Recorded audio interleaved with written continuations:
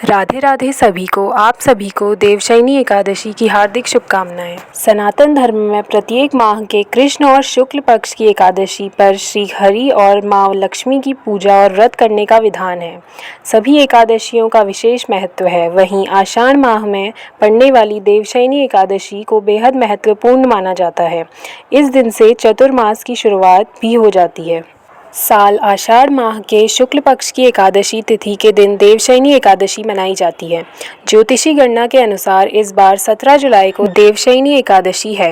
यह दिन जगत के पालनहार भगवान विष्णु को समर्पित होता है। धार्मिक मान्यता है कि इस व्रत के पुण्य प्रताप से जातक को सभी तरह के सुखों की प्राप्ति होती है। धार्मिक मत है कि देवशयनी एकादशी के दिन सच्चे मन से भगवान विष्णु और माँ लक्ष्मी की पूजा करने से साधक को अक्षय पुण्य की प्राप्ति होती है और सुख समृद्धि में वृद्धि होती है। शास्त्रों के अनुसार इस एकादशी से श्री हरि क्षीर सागर में विश्राम करने चले जाते हैं और कार्तिक माह में पड़ने वाली देव उठनी एकादशी पर जागृत होते हैं। चातुर्मास में सृष्टि का संचालन भगवान शिव करते हैं।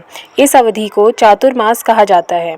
चातुर्मास के दौरान मुंडन, विवाह, गृह प्रवेश, भूमि पूजन समेत आदि मांगलिक कार्य नहीं किए जाते हैं। पूजा के समय देवशयनी एकादशी की व्रत कथा पढ़ना जरूरी होता है। इसको पढ़ने से व्रत पूरा होगा और उसका पूर्ण लाभ प्राप्त होगा। धार्मिक मान्यताओं के अनुसार देवशयनी एकादशी के दिन से भगवान विष्णु योग निद्रा में चले जाते हैं। इस साल देवशयनी एकादशी के दिन शुभ योग, शुक्ल योग, सर्वार्थ सिद्धि योग और अमृत सिद्धि योग बन रहे हैं।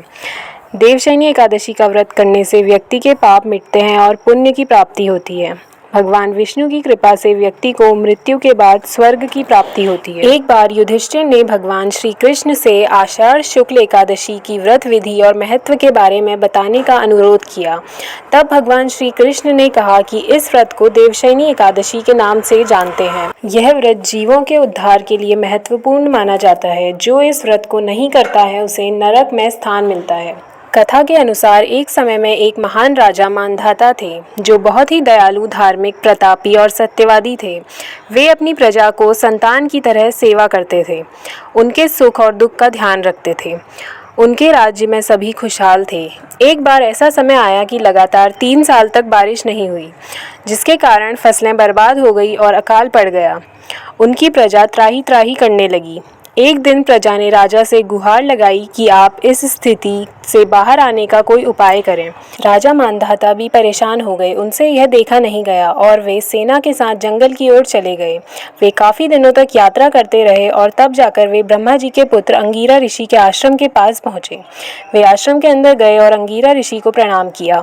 इस अंगीरा ऋषि ने उनसे आने का कारण पूछा। राजा मानधाता ने अंगीरा ऋषि से कहा कि अकाल के कारण उनकी प्रजा परेशान है। अन्न का संकट उत्पन्न हो गया है। चारों ओर हाहाकार मचा हुआ है। बारिश न होने से यह स्थिति पैदा हो गई है। इस संकट से निपटने का कोई मार्ग बताएं। इस पर अंगीरा ऋषि ने कहा कि आपको आषाढ़ शुक्ल एकादशी का व्रत विधि विधान के साथ करना चाहिए, जिसमें भगवान विष्णु की पूजा करनी है।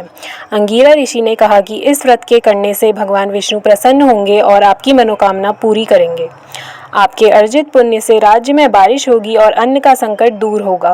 प्रजा फिर से खुशहाल हो जाएगी। अंगीरा ऋषि को प्रणाम करके राजा मानधाता अपनी राजधानी वापस आ गए। जब आषाढ़ शुक्ल एकादशी तिथि आई तो उन्होंने पूरी प्रजा के साथ इस व्रत को विधि विधान से किया। विष्णु पूजा की और दान किया। नियम पूर्वक पारण किया। इस व्रत को करने के कुछ समय बाद उनके राज्य में बारिश हुई, जिससे फसलों की पैदावार भी अच्छी हुई। उनका राज्य फिर से धन और धान्य वाला हो गया। उनकी प्रजा के दुखों का अंत हो गया। जो भी इस व्रत को करता है उसके संकट दूर होते हैं और उसे सिद्धियों की प्राप्ति होती है।